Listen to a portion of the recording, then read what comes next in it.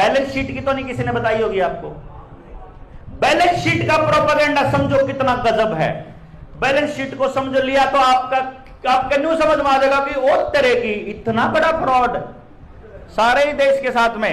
पानी दे रहे छोटा सा ही है, बस एक चौक दे दो छोटा सा, बस छोटा सा ही बहुत है। आप देखो बस बहुत है।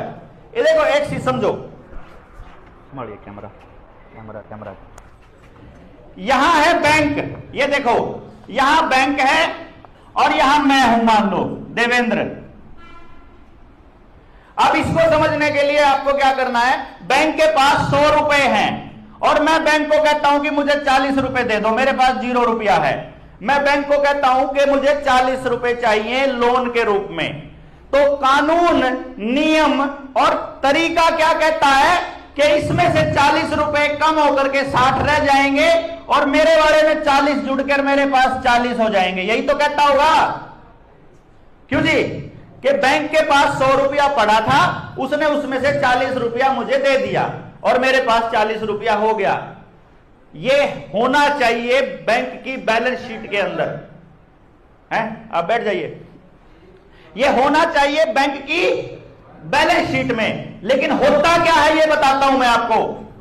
इधर 100 रुपए पड़े हैं बैंक के पास, मेरे पास 0 रुपया है। मैं बैंक के पास जाता हूं कि भाई मुझे 40 रुपया चाहिए, तो बैंक 40 रुपये इधर लिख लेता है और 40 रुपये इधर लिख लेता है और इसको छोड़ देता है। ये माइनस का निशान नहीं लगाता बैंक। क्या करता है, इसकी प्रॉपर्टी 1 साल के बाद जब वो जोड़ता है पूरे साल में कि कितनी प्रॉपर्टी होगी, इसकी 140 हो गई और 40 इस पे लेने हैं ब्याज समेत। ब्याज तो न्यारा, समझ रहे हो? मतलब जैसे ही उसने आपको जितना पैसा दिया उतना ही वो अपने खाते में लिख लेता है कि इतना और आ गया, मेरे को आया कितने दिन नहीं। क्योंकि वो क्या गेम खेलता है, बैंकों का षड्यंत्र में क्या होता है कि नोट छापने का अधिकार केवल उतने रुपए छाप सकता है बैंक, उतने नोट छाप सकता है जितने रुपए सुरक्षित पड़े हो या जितना उसने ब्याज पे पैसा दिया है, मूलधन। ब्याज नहीं छाप सकता बैंक, ध्यान दीजिए। ब्याज छापना इल्लीगल है और किसी भी बैंक के पास पैसे के लेन देन का कोई सर्टिफिकेट, कोई एफिलिएशन, कोई परमिशन नहीं है किसी भी बैंक के पास। और सारे बैंक बैंक ऑफ इंग्लैंड की शाखा है जिनका मालिक रॉथस्चाइल्ड है, यानी ये भारत के सरकारी बैंक एक भी नहीं है, इंक्लूडिंग आरबीआई। और मैं आपको बता दूं कि ये चीज बेंगलोर की हाई कोर्ट ने आदेश में अपने पारित किया था 2019 में। मेरे से मांग लेना वो आदेश जिसमें लिखा हुआ है bank employees are not government employees. क्योंकि बैंक गवर्नमेंट का है ही नहीं, ना एसबीआई का ना कोई और बैंक, सरकारी कुछ भी नहीं है। आरबीआई का एम्प्लॉय भी सरकारी नहीं है। मतलब आपको यह समझना पड़ेगा कि आपके साथ नहीं पूरे देश के साथ सबसे बड़ा फ्रॉड है। और ये हेनरी किसिंजर बहुत पहले बोल चुका है, आज से 15 साल पहले उसने अपनी किताब में लिखा था इकोनॉमिक हिटमैन में। जब वो लिख रहा था तो उसने कहा था कि अगर दुनिया को यह मालूम पड़ जाए कि पैसे कैसे छाप रहे हैं हम लोग और रुपये का कैसे गेम हो रहा है और आपके घरों से सोना चांदी कैसे गायब किया जा रहा है, अगर देश की आम जनता को पता चल गया उसी दिन क्रांति आ जाएगी। और यकीन मानिए क्रांति ज्यादा दिन दूर नहीं है।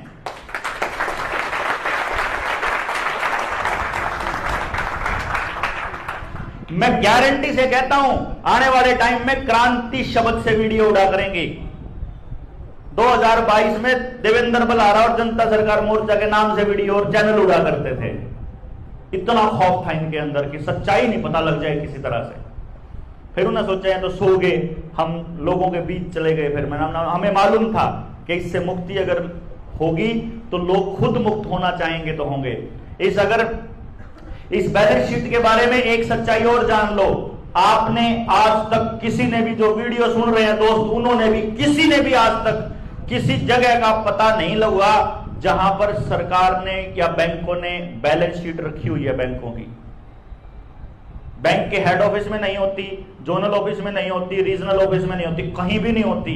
बैलेंस शीट इतना बड़ा फ्रॉड है कि बैलेंस शीट के एरिया के ऊपर इतने गनमैन तैनात किए जाते हैं कि शूट एट साइट का ऑर्डर होता है, वहां कोई आदमी परिंदा भी पर नहीं मार सकता। इतनी सिक्योर जगह पे रखे जाते हैं क्योंकि पूरे फ्रॉड का कच्चा चिट्ठा होता है इसके अंदर।